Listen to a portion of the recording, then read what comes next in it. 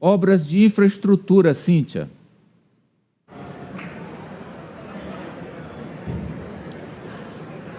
Amadeu, e aí é importante a gente compreender o efeito dessa vinda do Xi Jinping ao Brasil.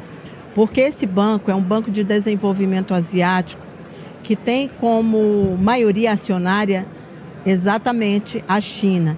Esse valor, esse dinheiro, esse aporte, ele vai ser utilizado no novo PAC, principalmente com dois objetivos. Primeiro, a reconstrução do estado do Rio Grande do Sul, afetado pelas enchentes provocadas pelas mudanças climáticas, e aí a gente volta para a pauta brasileira aqui do G20.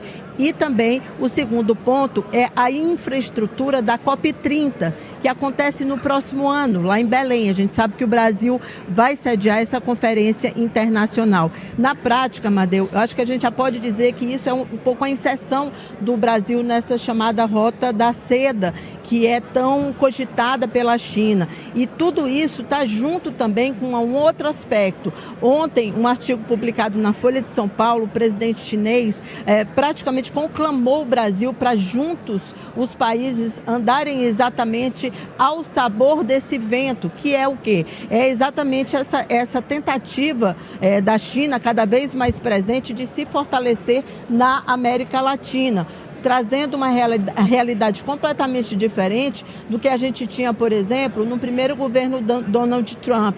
Seria um fortalecimento dessas relações, não só com o Brasil, mas também com a América Latina. E essa assinatura desse convênio, que já aconteceu entre o Aloysio Mercadante, que é o presidente do BNDES, e o representante desse Banco de Desenvolvimento Asiático, ele é o primeiro passo para o fortalecimento dessa aliança com o aporte financeiro, que é, na verdade, o mais importante, né? Sem financiamento, sem investimento, não é possível que o Brasil avance naquilo que ele pretende, que é ter uma passagem marcante com um legado importante dentro dessa presidência do G20.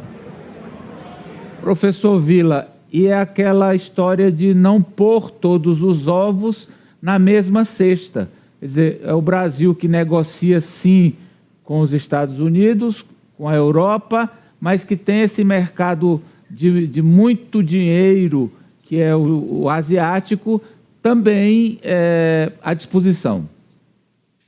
Olha, Amadeu, veja que na América do Sul, excetuando Colômbia, Equador e Guiana, todos os outros países têm como seu maior parceiro comercial a China, né?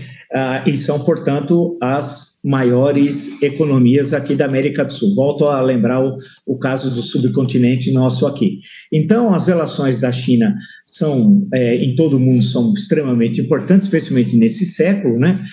E no caso do Brasil, isso é bastante claro, tanto o comércio de importação e exportação, como os investimentos chineses aqui no Brasil.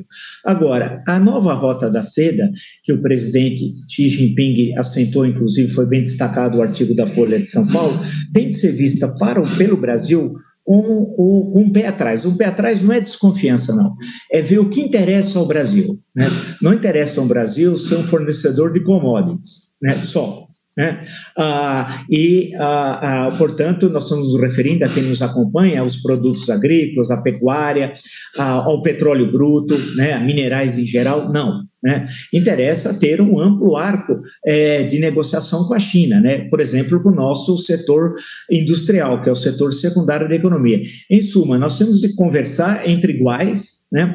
Somos aí uma das maiores economias do mundo, sempre entre as 10 primeiras, hora em oitavo, hora em nono, hora em sétimo, depende do momento e do cálculo em dólares, mas a questão que se coloca é ver o que interessa também estrategicamente ao Brasil, pensarmos estrategicamente, não a curto prazo, mas a médio e longo, como a China o faz muito bem, e ver o que interessa tanto a China como o Brasil, que é inequívoco que ela é e será, por muito tempo, a maior parceira econômica do Brasil, isso está mais que claro. E, por fim, acabar com aquela ideia de perigo vermelho. Eu não aguento ouvir isso. Que perigo vermelho? A China não é comunista, né? Basta ver as relações de produção que são dominantes da China, que são relações assalariadas. O Marx, ao ver isso, falaria, tem mais-valia aí, absoluta ou relativa. Então, só para dar um dado entre milhares, que a China não é um país comunista. E a infraestrutura que ela investe no Brasil, portos, ferrovias, aeroportos, estradas, por exemplo, ela não vai, e usinas hidrelétricas, carregar e levar embora para a China. Essa infraestrutura está aqui. Portanto, nós temos interesse que é possível nos aproximar ainda mais da China, mas mantendo, por fim, o que você destacou, a nossa relação histórica com os Estados Unidos e com a Europa. Falar em Estados Unidos, o